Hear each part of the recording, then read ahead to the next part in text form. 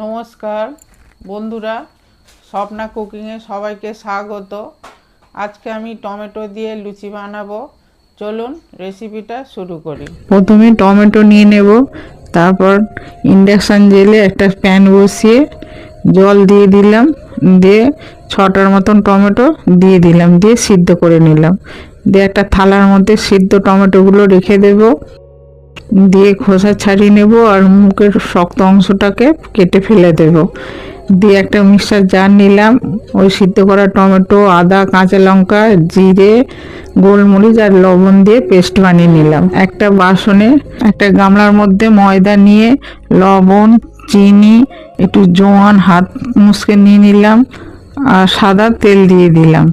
তারপর অল্প একটু সুজিও দিয়ে দিলাম, দিয়ে ভালো করে ময়দাটা মেখে নেব। ভালো করে মজলে মজলে মাখবো যতক্ষণ না হাতের মুঠোয় চলে আসছে। এবার টমেটো পেস্টটা অল্প অল্প করে দিয়ে মাখতে থাকবো। এইভাবে সমস্ত টমেটো পেস্টটা দিয়ে ময়দাটা মেখে নেব। ময়দাটাও ভালো করে মাখতে হবে। ময়দা মেখে চাপা দিয়ে রেখে দেব।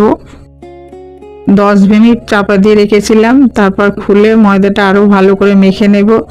নিয়ে ছোট ছোট করে লেচি কেটে নেব। এবার গোল গোল করে হাতে পাকিয়ে রেখে দেব। এবার ইন্ডাকশানে একটা প্যান বসিয়ে সাদা তেল ঢেলে দেব।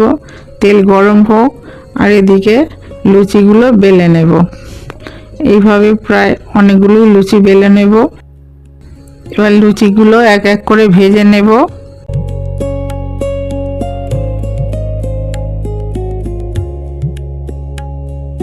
টমেটোর লুচি হয়ে গেছে। টমেটো দিয়ে লুচি বানানো হয়ে গেছে। আপনারাও এইভাবে টমেটো দিয়ে লুচি, পরোটা বা রুটিও বানিয়ে দেবেন বাচ্চাদের, ওরা ভালোভাবে খাবে। আর যদি এই রেসিপিটা ভালো লাগে একটা লাইক, কমেন্ট আর শেয়ার করে দেবেন।